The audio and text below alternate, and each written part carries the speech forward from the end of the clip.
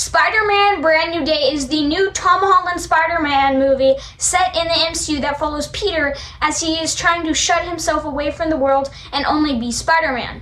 Because after Doctor Strange's spell at the end of Spider-Man No Way Home, everyone forgot who Peter Parker was. He has to learn to balance both lives and stop a huge threat from emerging. Now the first half of this video will be spoiler-free, but the second half will have spoilers, but don't worry, I'll warn you when we do get into spoilers and talk about the ending and post-credit scene. But without further ado, let's get into the review. Alright, so the first thing I want to talk about is how amazing Spider-Man's new suit looks. I like that we can see the wrinkles, and I also love that we can see, in some scenes, we can see Peter's eyes through the mask. It makes it feel way more realistic. The suit's eyelids barely move. They do sometimes, but it's very subtle and you can barely notice. Tom is doing most all of Peter's expression under the mask. This shows how great of an actor Tom Holland actually is. He definitely gives the best performance in this film. I also do want to mention I love how there are some POV shots when Peter is swinging. Overall, I thought Spider-Man's new suit looked amazing. I also thought the action in this film was outstanding. The fight scene between Spider-Man and the Hand was really well choreographed. And I also did love the fight scene of Spider-Man and the Punisher versus the Hulk. That fight was awesome. The cinematography and directing is also outstanding. Everyone cheer for Destin Daniel Cretton. He's the reason this movie is so good. He's definitely one of the best things to happen to Marvel post-Endgame. This movie is very emotional. There was the scene like halfway through the movie that almost made me cry. It was such a great scene. This movie explores some very great emotional themes. Michael Giacchino's score is also incredible. It really makes those emotional scenes feel more emotional, you know what I mean? The humor in this film I thought was also really great. Classic Marvel humor. The relationship between Spider-Man and the Punisher in this film was hilarious. And Tom Holland and Jon Bernthal have great chemistry together. The Punisher-Spider-Man dynamic was easily one of my favorite parts about this film. Another thing I loved about this film was I loved the whole mutating thing going on with Peter. I think they handled that really well. And I love how it connects to the story of Peter having to have human interaction and not just be Spider-Man all the time. He has to balance both lives. The visuals in this film are great, though I do want to say that I think some of the shots in the montage at the beginning of the film looked weird and a bit wonky, but I'll allow it. Like, I think some people are going to notice that some of those shots are fully CGI, but it's fine, I'm just being nitpicky. And then the last thing I want to talk about before we get into spoilers is I love how New York City feels like a character in this movie.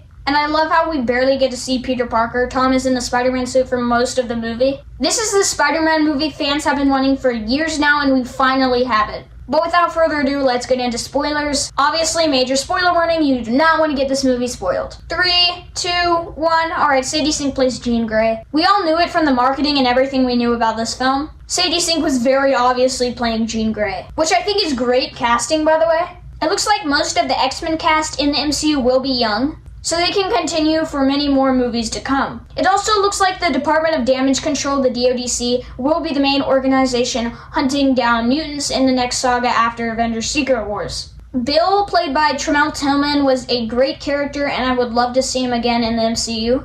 The X-Men are my favorite superhero team and I am so excited for them to finally be brought into the MCU after all these years. I also do want to mention the 2 times Yelena Belova appears in this film. Her cameos are great and they connect the MCU together. Her moments in this film are very funny and I am very excited to see her return in Avengers Doomsday. But now let's talk about the ending and post-credits scene. Peter shows Jean that even though we're all different, all that matters is that we have people that love and care for us. Great moral. But then the Punisher tries to shoot Jean thinking she's about to do something bad to Peter, but Peter gets in the way of the bullet and gets shot protecting Jean. We get this shot from the comics of the Punisher carrying Spider-Man, and Peter goes to the hospital and thankfully gets healed. After that, Jean leaves New York City on a bus, and then after Peter is healed, he lets Jean DeWolf, great character by the way, played by Alyssa Gonzalez, he lets her solve a crime that's going on because he needs to balance his life and not just be Spider-Man, but also be Peter Parker. Peter goes to a coffee shop and sees Ned. Peter goes over to Ned and they somehow both remember